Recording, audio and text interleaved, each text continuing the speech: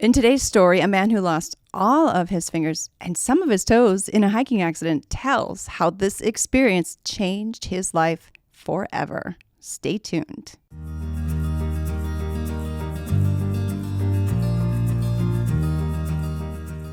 Welcome to Stories of Hope. I'm Christine Hotchkiss. Each week I bring you stories that inspire, educate, and give you hope. I want to thank my sponsor and podcast producer, the Motivated Mind Group.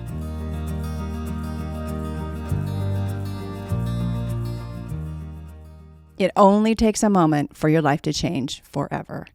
After tragedy strikes, it can sometimes take years to recover and move forward, but it can be done, even against all odds. My guest today is Matt Miller, who lost his fingers and toes after a hiking accident that nearly claimed his and his father's life.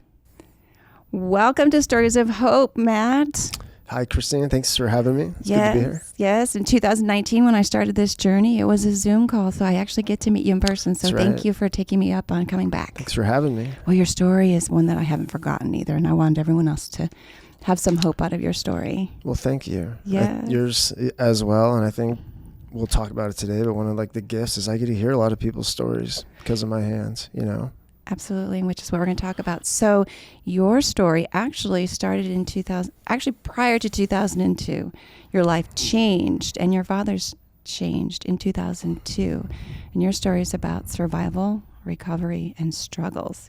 You want to take us back to 2002 where you were? Yeah. I grew up that kid who had really just the perfect childhood. I had a great family. I went to Brophy, which is the kind of the all-boys Catholic school here, the prototypical. So I was that kid, and I played, I was our point guard, our running back, and our shortstop. So I played all three sports, and my nickname was Sports Miller.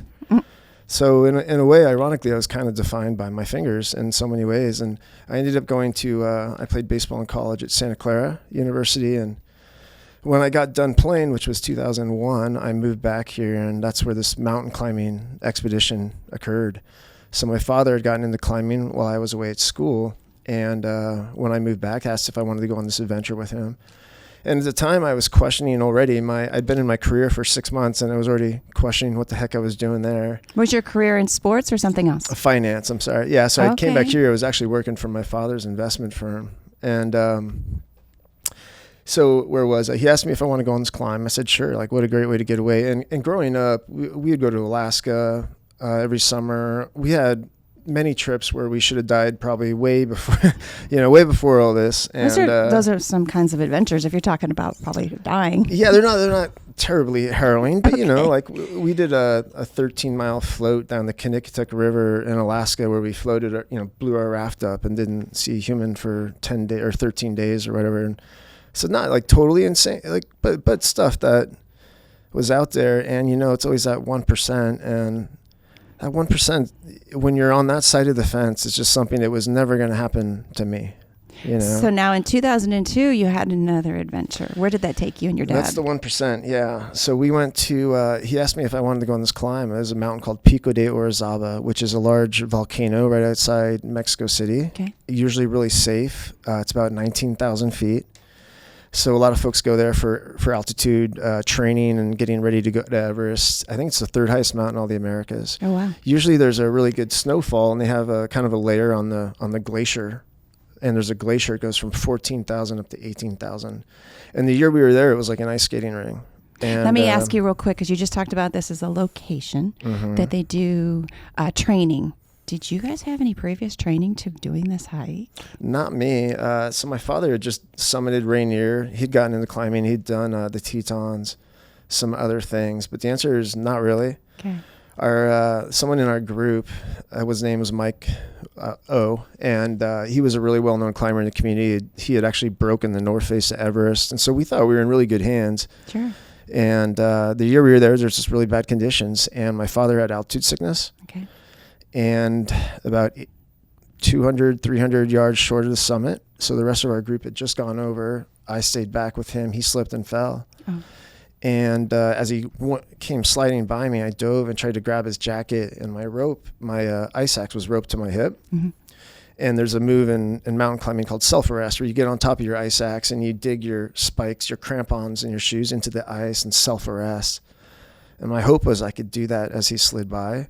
And as I did that, reached down, my ice axe hit a rope or hit a rock and came right up here and knocked me out. And that was the last thing I remember. And this is hard to believe, but we fell 4,000 feet before we came still, just short of these cliffs. And wait a minute. So your dad just slid by you when you said that this actually hit you in the head? Well, I remember grabbing his jacket and then trying to get on my ice axe to try to stop us. And that was the last thing I remember until waking up. Oh my gosh. Somehow we got tangled and stopped just short of these cliffs. We were told in the week after us, 13 others fell and they all perished.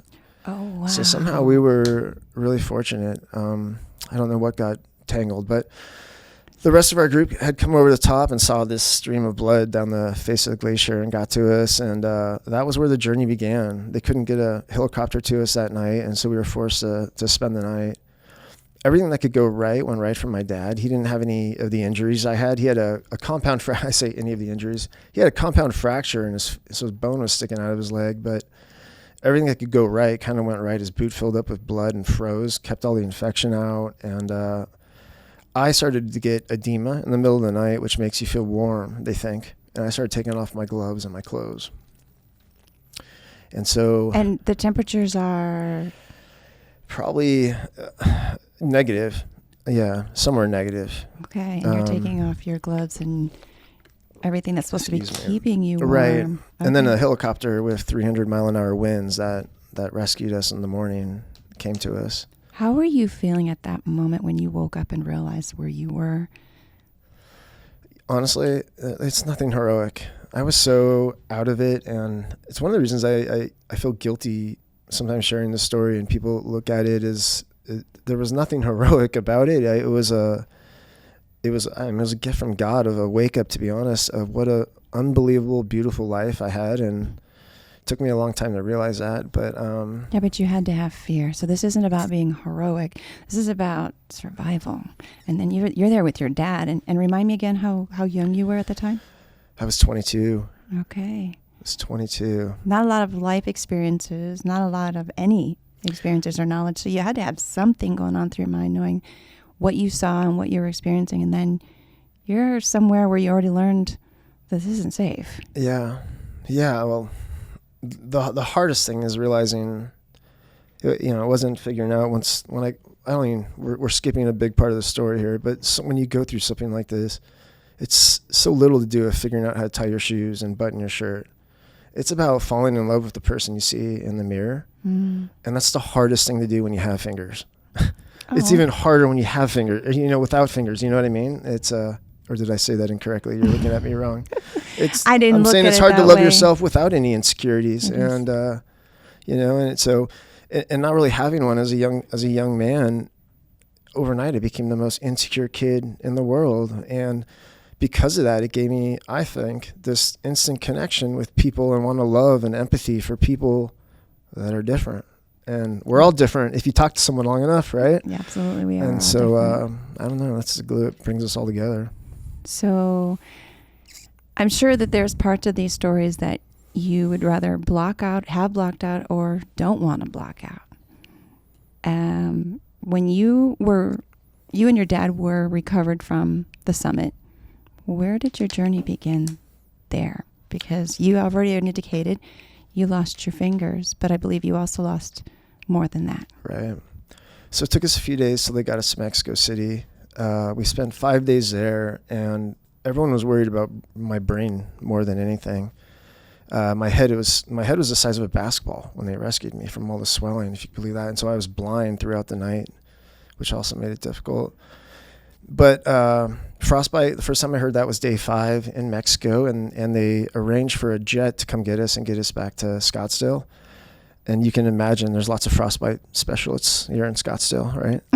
That was a joke. Yeah, because it gets cold, really cold. Right? And so there wasn't a lot of options, and we quickly learned, worldwide there's not a lot of options for frostbite. You amputate. And that was a tough word for my mom to hear. And so for a month, that first month we were back here, my fingers were still on and my toes were still on, but they were black and almost looked like petrified wood. And I would go down to the burn unit and they would debride my wounds. And I'd do that 2 or 3 times a week. And those were really difficult times. I'd come back and, it's the second or third time I came back from that, I'll tell you a quick story. You walk in and John McCain was on our couch and we had a family connection who shared a cabin with the McCains. And he had heard the story and came over, and it was a really powerful moment. He gave me the first sense of hope I had through this whole experience. I had none. I came shuffling in the door with these big wraps around my hands, but he looked at me and he's just like, the only difference between adversity and opportunity is an attitude. But he was so candid and convicted with looking at me at the eyes and saying, this is going to be the hardest thing you've ever dealt with, and it might kill you. But if you get over it, you won't believe what's attainable. And I don't know, it was just really powerful. But that was the first kind of lifting moment I had through the whole experience. And we're trying to figure out what to do, going back and forth to the burn unit, and the phone rang on Christmas Day. And as a doctor in Dallas, we ended up doing all our surgeries in Dallas. And that took 2 years. I had, 15 to 20 surgeries. To try and keep your fingers? So they did what's called a pre-flap. They took my latissimus muscle and flapped that over what's left of my fingers.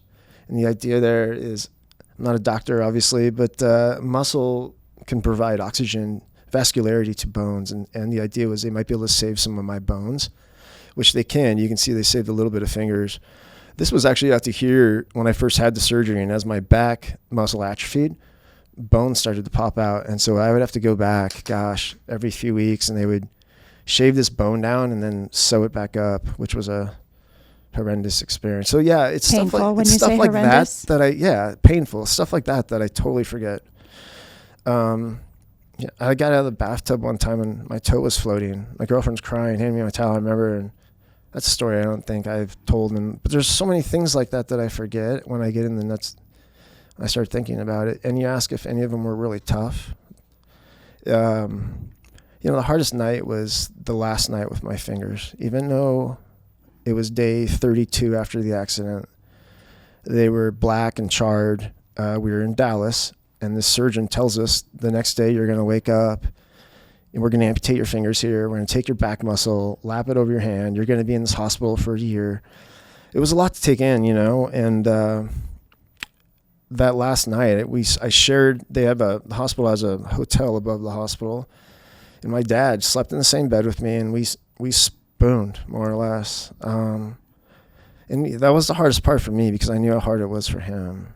And honestly, Christine, that was the hardest thing this whole experience was the pain I knew my dad went through.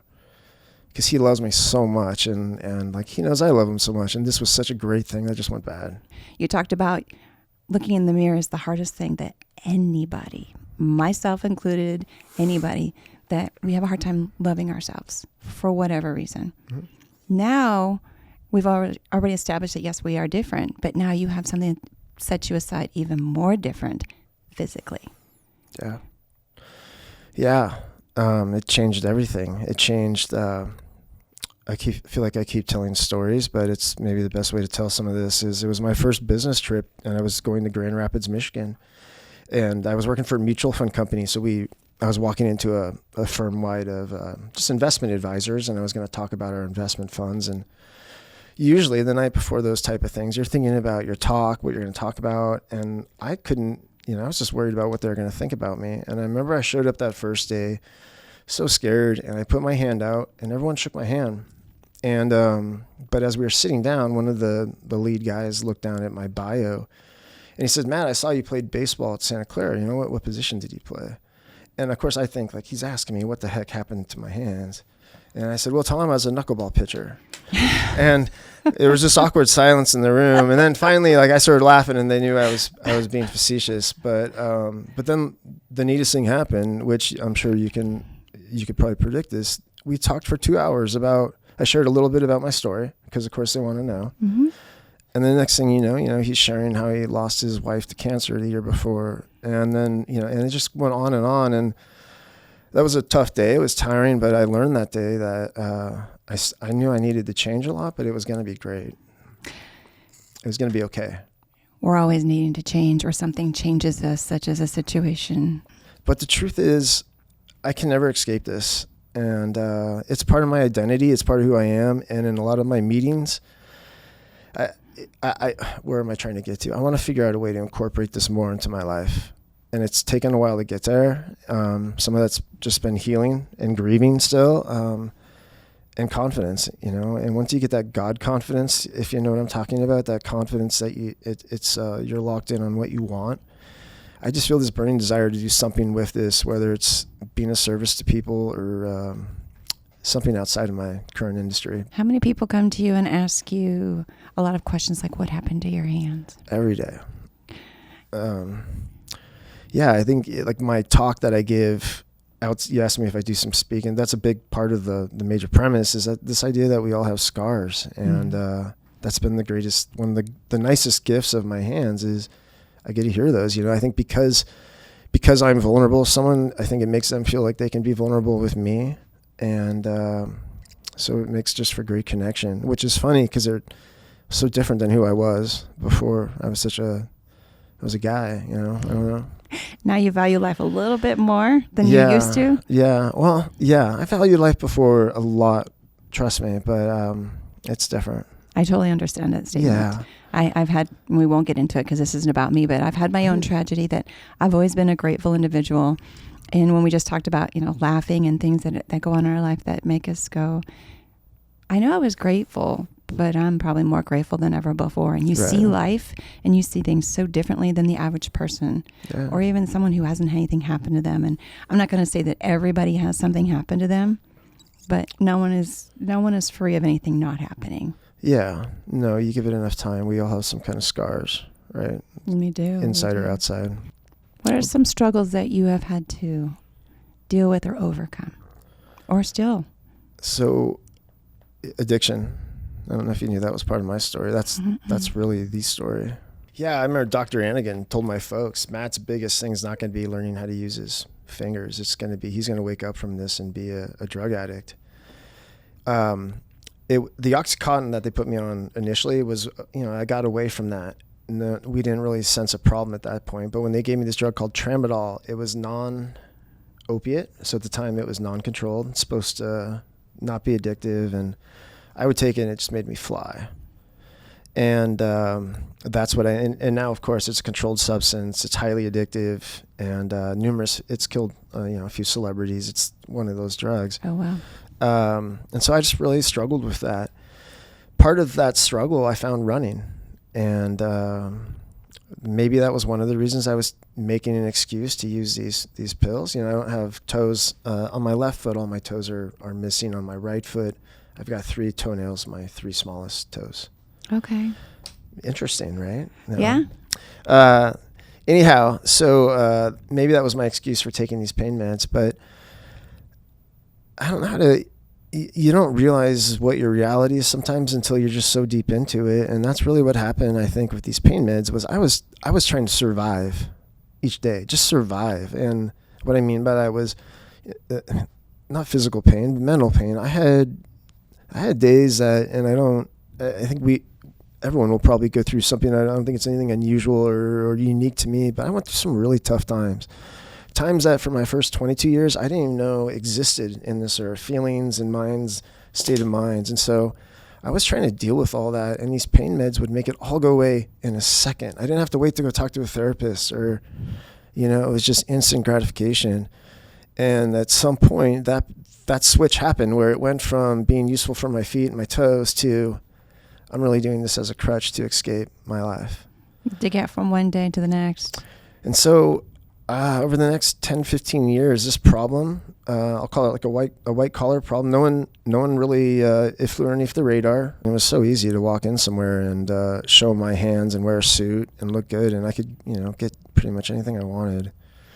Not that that's an excuse. So you're manipulating the situation to get totally. what you want. I think that's an absolutely addictive profile. Oh, absolutely. Okay. I was absolutely, and I built my whole life around that. And what happened was it just delayed the healing. Oh, that was a powerful statement. Well, it does. It's you have something to comfort you and run from all the time. And it wasn't until I really got away from that I realized, I lost my fingers forever. I went back to business school at University of Texas. I did 15 to 20 marathons. But while I was doing this problem was getting worse. I was taking more pills. Now I'd moved on to Adderall, which is like an amphetamine. Mm-hmm. So all these other bad habits come with those things, bad practices, bad habits, if you will. And at some point it caught up to me. And I was living in Austin, working really my dream job, and got approached by my employer and said, Matt, we love you. We want you to go get help. And they were kind enough to do that. So we said goodbye, which was really tough. It was such it really was my a lot of my best friends worked there. It was a great place. It was tough to leave. And, but it was a wake up call and I needed to. And so here it was 20 years after my accident almost. And I had never really fully dealt with this, but I was 22 when it happened. You don't like take time out for life, and all my friends are getting jobs and moving on and starting families. And here I thought I had the whole world in my fingertips, and I can't just stop and not do anything. Not that was my excuse, but that's what I needed to get by at that time. I don't know if I would have gone back to school and done all the things I did if it weren't for the pain meds. Wow. So what was your turning point that day that you lost that job that was important to you? Yeah. Part of it. I came back here, and that's where the spiral began. I'll rather say that. What's the spiral? I knew you'd ask that. Gotta get real so people understand. I came back here and went to the Meadows for 30 days, which is a real high-end recovery place, and it got me clean for 30 days, but that's about it. Wow. I came back and just started isolating, and was smoking a lot of marijuana. That was my thing, and isolating and hiding. And I was more or less an entrepreneur at the time, so that didn't help that aspect. And one thing, I was going to go till I had nothing left. It got to that point really quick after a year or two. My family lives down the street. You might be asking, I have this great family. What are they doing? They were so supportive through it all, but I hid a lot of it. Did a really good job hiding it. But at the very end here, they got to the point where I had to choose either the drugs or them. And that was the last straw. I had an argument in my folks' house. I thought someone was chasing me. I thought people were chasing me. I hadn't slept for a few days, just to give you a little illustration how bad it was. And I pushed my dad in his house in the chest and told him to get the F out of my life. Wow. And he told me to get the F out of my house. And I've never heard my dad use the F word. And here's this man that I respected, and here you disrespected him. I love this man more than anything. And he's telling me to get out of his life. And so that was a wake-up call, and fortunately for me, they sent me to a place called Prescott House up in Prescott, and I spent a long time up there. Mm-hmm. And that's where I found God again, you could say, and some other things happened, but it was just a spiritual awakening. It was time. I needed time away from this world, and Prescott is a good place to do that. And what I mean by that is just, this is a fast world. You have your cell phone. Yes. It's so hard to escape that instant gratification, instant hit thing when it's all around you all day. And for me, I needed to get away from all that. And I'm not embarrassed by it at all. I'm embarrassed by the things I did. I did some probably really embarrassing things through those years, but it made me who I am today. It's taught me things that I don't think you'll ever learn in a school, and just gives me an appreciation. When you were in this facility in Prescott, you had to learn to forgive yourself, didn't you? It's hard for me because I was always so forgiving of, it's a tough one to answer. Forgiving myself, I think, came with time. But what preceded all that was this, I had to forgive God in a way. I was really angry, when this whole thing happened. And until I could get over that hurdle, obviously you can't get anywhere and that was really the first thing is, when this happened, I was so angry. And I think a lot of people say, why me? Yeah, it was just confusing, and God, you did get me to tear up. I was mad. And once I got over that initial, which took 20 years. And it wasn't that I was, an anarchist or anti-Jesus, and really not that at all. It was, it's just this inner seed. I don't know how to explain it, of just, I felt like I got slighted. You get one chance at this and that happened, and so once I got through that, which happened up in Prescott, really, forgiving myself was easy. And how hard was it for you to go back to your parents after you just shared what you did, disrespecting, vice versa? How was that for you to go to them? And yeah, it was hard to go back to my parents more from just a shame standpoint. At the very end of that cycle, Christine, was the first time I was doing drugs because I had shame. I was doing drugs to run from the shame I just created.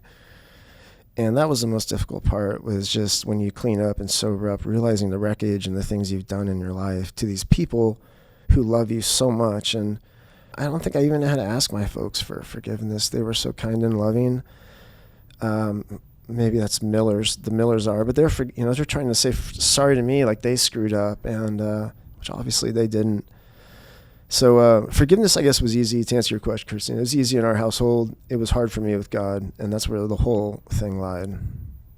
It always starts with us. And no one wants to be accountable because we always want to point the finger somewhere else. Yes. Or someone made us feel this way when we are in control of how we feel. Right. Yeah. Ownership is a huge deal. It's like recovery. They say you're not responsible for your addiction, but you're responsible for your recovery. And I feel like the same way with what happened to me. It's like this has great responsibilities that come with it in a good way. Like I get to do stuff like this. I never would have got a chance to do this maybe if this didn't happen to me. I get to go talk to schools. So there's a lot of, if you look at it that way, there's a lot of responsibility that like the Lord's giving you with this, if you want to view it that way. Now that I'm on this side, so I haven't had a pain med since September 5th, 2018. So that's a good thing. Thank you. And yes. Good high five. And where was I going with that? I do a lot of work in the recovery homes now, and that's been a gift as well. I think you found your calling right there, where you said you can go to these places that have had addiction, that talk about shame, trying to hide certain things, and you talk about the journey and the turning point, and that you're the advocate for that. Absolutely. It's up to you. I think it's always up to us. It's ownership. It's a part of that journey. I guess I keep leaving out stories. You'll like this though. I took before going to rehab, I argued my folks into not sending me to rehab, and I was going to go to Europe and do this walk. You were negotiating and it didn't work. Well, it did work. So I ended up doing the Camino de Santiago, if you're familiar with that. It's a 500-mile pilgrimage across northern Spain, and I ran it. And so every night or every day I would do 13 or 15 miles, and then you would stay at a little hostel every night. And incredible experience, though. And it was my escape to get away here. But I was over there for 36 days, had gotten clean, and the whole plan was to refocus and live my life like I wanted it. Had the whole architecture set up. And I got back, and the first night I was high. And that's when I went to Prescott House. And I don't know. I share that because like I'm an educated person. I'm not dumb. I don't think I am. And you know how many times the answer was to go right, and I wanted to go right with everything, and I would go left. It's just addiction's a crazy thing, and it's so hard to explain. It's like having cancer and everyone hates you. You know what I mean? And so yeah, that's my story. The addictive stuff was way harder than anything on the mountain. Wow. Yeah. You have a love for running, but you said you don't have all your toes. That's correct. So 13 weeks after I had my toes amputated, which was my last surgery, I was back here in Phoenix, and I signed up for the Phoenix Rock and Roll. I'm aware of it. The half marathon, and I'd never run a half marathon, but I needed something to get me out. I'd been in the hospital more or less for the last 2 years. And so I ended up doing the half marathon. It took me 2.5 hours or something. I walked most of it, bled through my shoe. But I realized I felt something that made me feel like Matt of old. I felt alive, and I felt like athletic. And it turned into my church. It turned into my routine, my morning routine, my time with God. And just recently, I signed up and ran the Leadville 100, which is a 100-mile race up in Leadville, Colorado. And so the hope was, to do a 100-mile race. I shared all my other struggles with the pain meds, all these different things. To do that, you have to live like an A life. Your nutrition has to be on, your hydration, you sleep. You just have to do things right. And that's why I wanted to run the race. And it's a very hard race to get into too, and et cetera. So I had this entry. I ended up going up there I didn't train for the last month. So the intent was I was going to pull out halfway. And I did pull out halfway. So I did the first 50 miles, and it was the most incredible experience. But the reason I share this is I'm not shameful I didn't finish. Very content with what I did. I think it was an incredible experience, but I'm going back this year to check that box, because I don't think I did fully embrace and live that